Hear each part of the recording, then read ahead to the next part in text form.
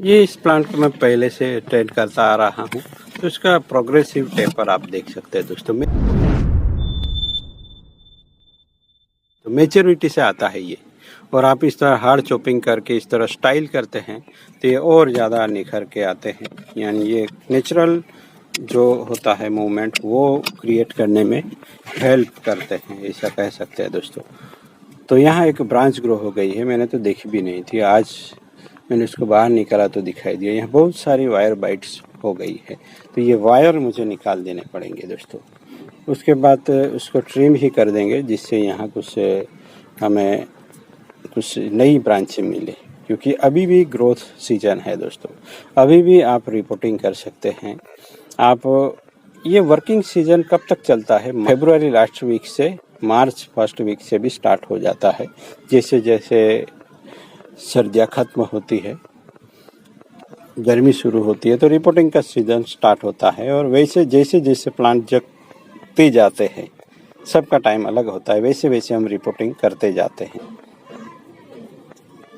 तो जब तक प्लांट नहीं जगते मैं ज़्यादा रिपोर्टिंग नहीं करता। फाइकस में चल सकता है, तो उसका मैंने इस बार रिपोर्टिंग नहीं किया है। तो वो सीजन कब तक चलता रहता है दोस्तों? अक्टूबर तक। पिछली बार की जो ठंडी, अगली वाली ठंडी जब तक नहीं आ जाती, तो अक्टूबर में धीरे धीरे ठंड आने लगती है, तब ये सीज़न ख़त्म समझ सकते हैं हम। और गुजरते मानसून भी होता है, तब भी हम थोड़ा बहुत वर्क कर सकते हैं बैलेंस के लिए। अगर ग्रोथ ज़्यादा हो रहा है तो आप बैलेंस बना सकते हैं प्लांट में।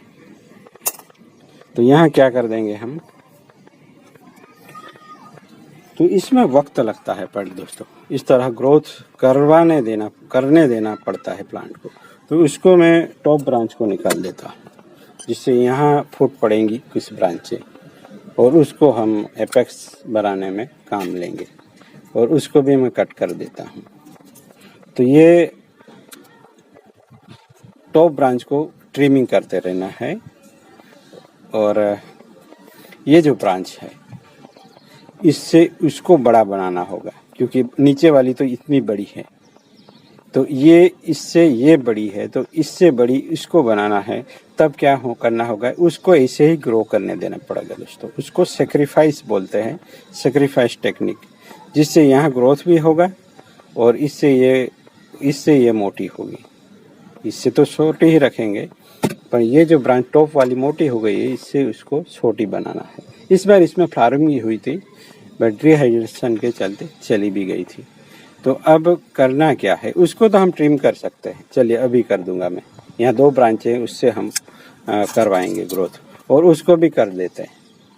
तो ये छोटे पोट में है, तो इतना बड़ा तो हमें नहीं बनाना है, प्लांट को छोटा ही बनाना है।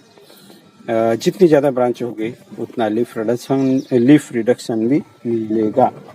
तो अब क्या करूँगा मैं, मूवमेंट ले लेते हैं इस प्लांट में, ये ब्रांच है इसमें, जिससे होगा ये कि बढ़िया सा मूवमेंट भी मिलेगा, उसको ट्रिमिंग भी नहीं करना है, जिससे उसका ग्रोथ भी नहीं अटकेगा।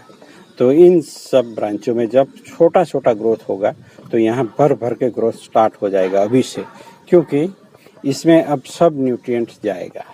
तो प्लांट में ये रूल होता है नेचर में मेरे ख्याल से, कि जो ब्रांच ऊंची होती है, यानी पूरे प्लांट से ऊंची है, तो उसमें ज़्यादा न्यूट्रिएंट आएगा, और ये जो लोअर वाली ब्रांच है वो थोड़ी कम न्यूट्रिएंट लेंगी और उसको ज़्यादा लेंगी।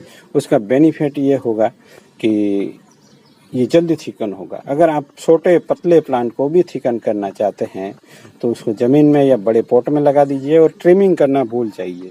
वो इतना ग्रोथ करेगा दोस्तों, बहुत ही ग्रोथ करेगा। यानी 5-6 मीटर तक बढ़ता है, तो 5-6 इसका उसका ट्रंक डायमीटर जल्द से जल्द हो जाएगा।